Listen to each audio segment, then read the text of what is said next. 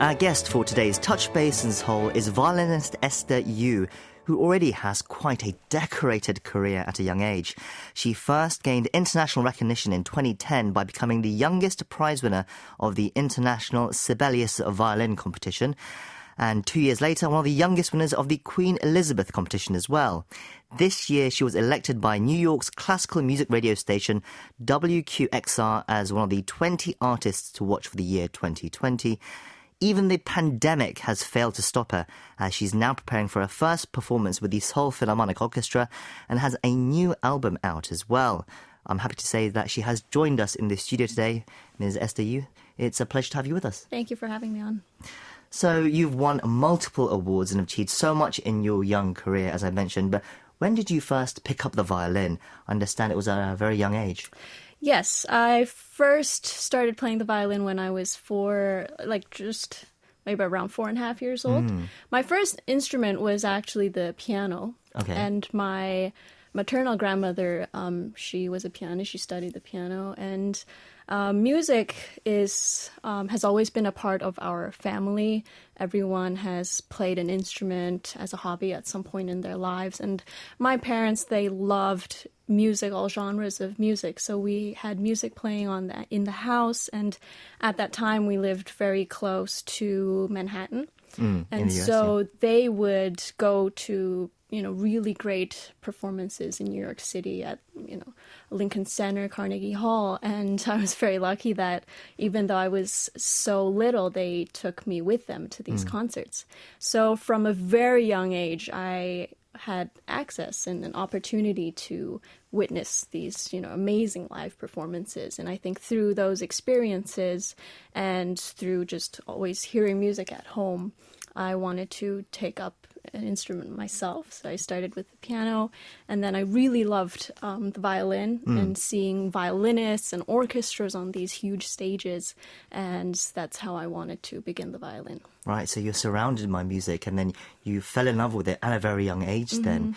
And certainly something seemed to have clicked because you quickly established yourself as a rising star. As I mentioned, the youngest prize winner of the International Sibelius Violin competition at the age of 16. In 2012, you won the Queen Elizabeth competition. What was that like to win those sorts of prizes after studying music from such a young age? Well, my objective as a developing musician and growing artist was never really to win certain competitions. I actually really went to these competitions firstly for the experience, and I learned a tremendous amount by going through these competitions and preparing for them. And I was incredibly happy to get to even the finals and to be able to, play all the repertoire that I had prepared and to work with musicians there. So for me, really, the experiences were amazing. And I guess they did help my career along the way, but that wasn't my, wasn't my key objective to become a first prize winner of something. Sure. Did that ever burden you though, winning those awards at a young age, having that expectation perhaps? I'm really grateful for the experiences that I had and that I, had the experience of these prizes.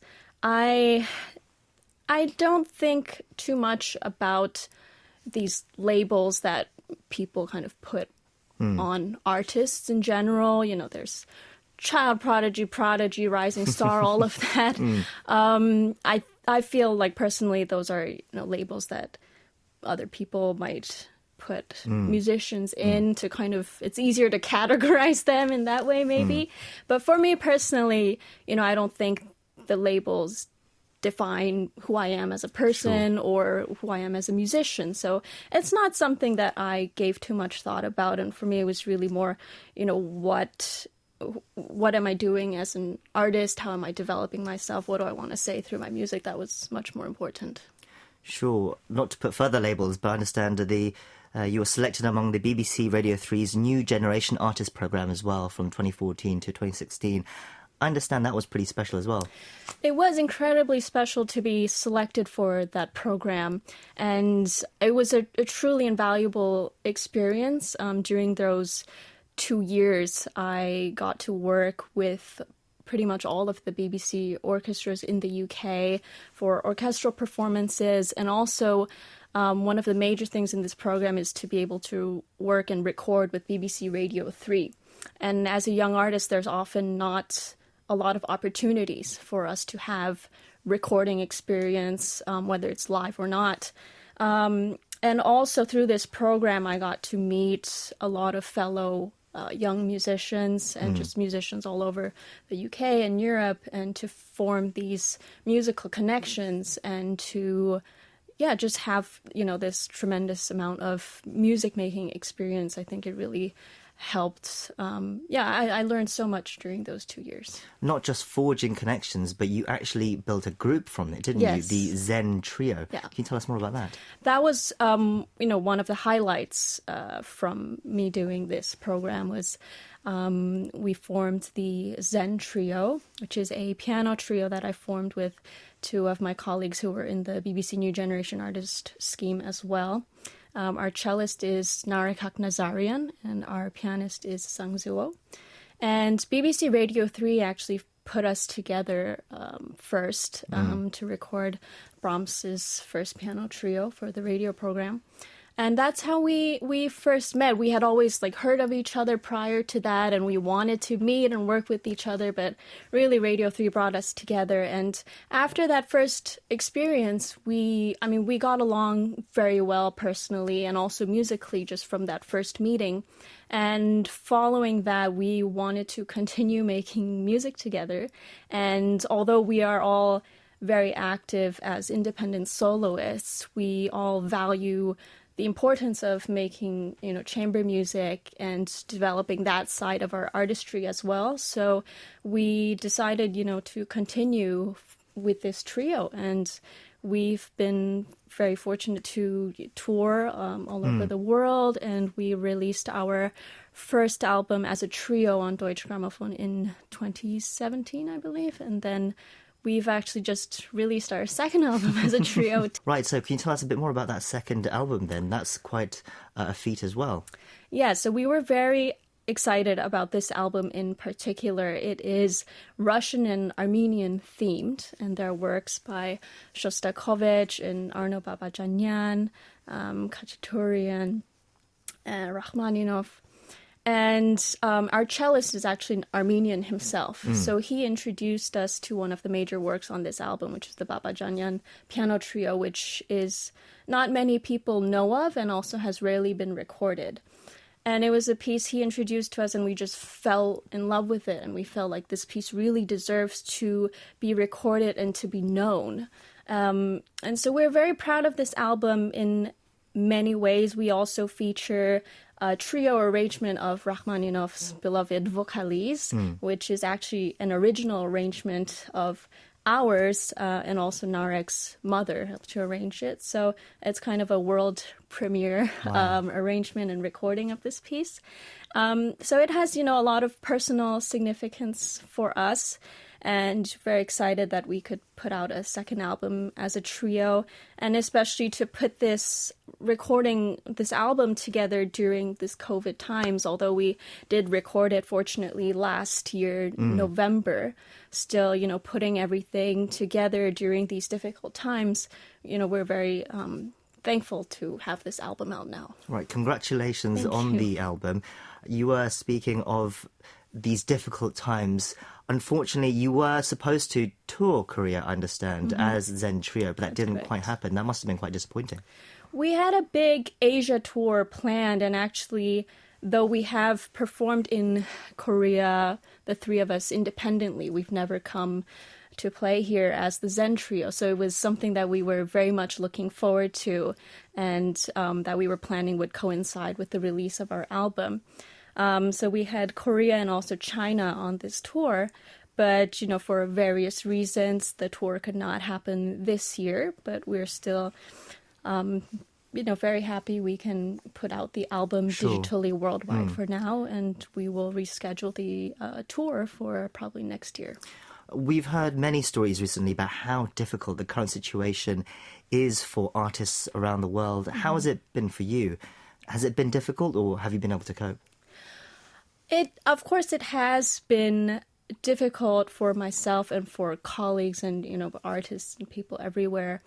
It's been quite a roller coaster year, I would say, emotionally, and just seeing what's going on in the world these days. But I always try to look on the positive side. Of course, I'm sad and disappointed that to be missing out on various concerts and engagements that I had this year that I was very much looking forward to, and being able to meet audiences and share music. I missed that very, very much. On the other hand, I try to use this unexpected time as productively as possible, and so I'm continuing to work and hone my skills, and also just actually, it's the first time that I have so much time where I'm not traveling. I'm in one place for this long. It's never really happened before. So taking time to really reflect, and, you have these new thoughts, and taking care of myself, spending time doing other things that I enjoy. I've been cooking a lot lately, and, so there's other things to enjoy for the time being. Sure, and you've been in Korea since pretty much the beginning of the outbreak. I understand you came to Korea in April. Yes, early right, so you've April. been here something like 6 months already. And thankfully, here in Korea, you are able to perform somewhat, and you are scheduled to perform with the Seoul Philharmonic Orchestra for the first time, I believe, on October 16th. How did that come about, and what can we look forward to there? Well, this engagement with the Seoul Phil, I had been looking forward to it for a very long time, as it is my concerto debut with them. And this concert was actually, my debut was scheduled for early this year in March. And that's when, the pandemic first broke out, and it was quite serious here. So that was rescheduled to around mid-August this year, and then there was another kind of breakout then. So Sure, has been rescheduled a couple times now. But I'm very much looking forward to finally being able to perform with them. And it's something that I've thought about and dreamed about for a very long time. And I'm excited, for one, to return to stage, obviously, and to be able to work with musicians again after such a long time of not being able to do that. How long has it been since you've been on stage? My last performance was on the 11th or 12th of March. Wow, so that is a long time. In the UK. So it's been a while. Do you think you'll get nervous? I'm more excited for it, honestly. I think I'll definitely be feeling a lot of emotions, but I'm also glad that I can share and feel those sentiments with Korean audiences here, and musicians here who have a very special meaning for me.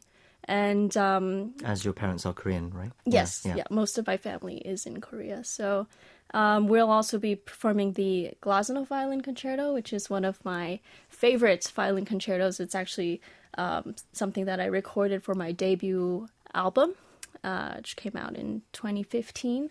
So, I think it's a great concerto for my debut performance, and I'm really looking forward to it.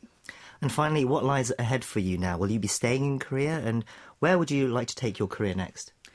Well, fortunately, I do have upcoming dates this fall and winter, which are still planning to go ahead. So I am looking forward to kind of slowly getting back on the road and being able to perform. It's very hard to plan and predict anything these days. I think things are changing on a daily and weekly basis. So it's been very important for me, and I think all of us, to be able to adapt to these fast changing situations. But I really hope that we will be able to return safely to concert halls and to be able to have these musical experiences with people. But I'm also, very interested, and I'm excited to see new formats of music making, performing arts, which have been popping up and which people are developing and being very creative about. So I think that's also something to look forward to in the future. Well, it's been an absolute delight to have you here with us today. We've been speaking to violinist Esther Yoo, who will be performing with the Seoul Philharmonic on October 16th. Thank you for coming in today Thank you and for sharing having your me. story with us. Thank you.